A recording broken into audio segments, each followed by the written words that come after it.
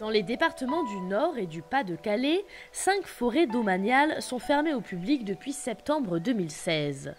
Les massifs de Boulogne, d'Èvre, Ardelot, Vimy et Nieppe font l'effet d'une mesure exceptionnelle prise par l'Office national des forêts. En cause une maladie qui attaque le frêne, la calarose. Ce champignon parasitaire touche ici la quasi-totalité des frênes et provoque leur dépérissement. Nous sommes dans une région où les frênes sont très présents et nous sommes également dans une région où la fréquentation est très importante. Dans une forêt classique, le risque de chute de branches est toujours présent, mais il est infime. Dans les forêts du Boulonnais, la proportion de frênes atteint 40%. On se trouve dans une situation de danger réel pour les promeneurs, ce qui nous oblige à cette opération de sécurisation sur les chemins où nous accueillons le public. Une sécurisation nécessaire pour protéger les usagers des risques de chute de branches ou d'arbres entiers. Dans la forêt domaniale d'Ardelot, qui s'étend sur 600 hectares, 8 km de routes départementales et 20 km de chemins ont ainsi été fermés, le temps de couper l'ensemble des arbres touchés par la calarose. Cette décision rare à l'ONF a été relayée extraordinairement par les médias nationaux et locaux. Il n'y a eu aucune difficulté évidemment à avoir l'adhésion de tous, des pouvoirs publics, des collectivités, à cet enjeu de sécurité et donc à cette décision de fermeture des forêts.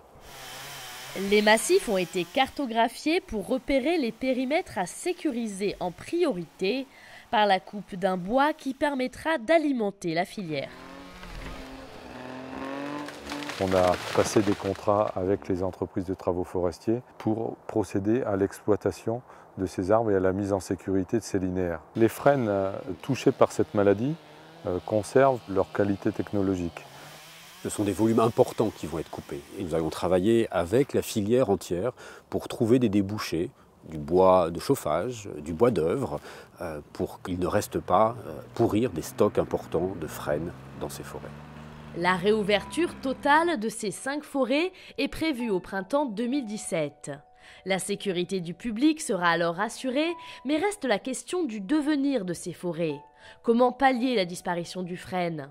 À l'ONF, la mobilisation en réponse à cette catastrophe sanitaire n'en est qu'à ses débuts. C'est avec un groupe de travail piloté au niveau national que la réflexion est engagée. On est face à une situation exceptionnelle et face à des enjeux du futur, des enjeux climatiques notamment, qui doivent nous mettre dans une démarche d'expérimentation et nous allons surtout nous engager dans une grande diversité de processus de replantation. Nous comptons sur le chêne pédonculé, sur le chêne sessile également, sur le hêtre dans certains milieux, les érables, les merisiers, voire le bouleau. Des parties de forêt fortement impactées seront probablement conservées en l'état pour évoluer naturellement et nous permettre de voir et d'apprendre comment la nature cicatrise par elle-même d'un accident comme la calarose. Si les stratégies de repeuplement existent, leur mise en application nécessite un chantier d'une très grande ampleur. Pour l'ONF, une chose est sûre, il ne pourra pas agir seul.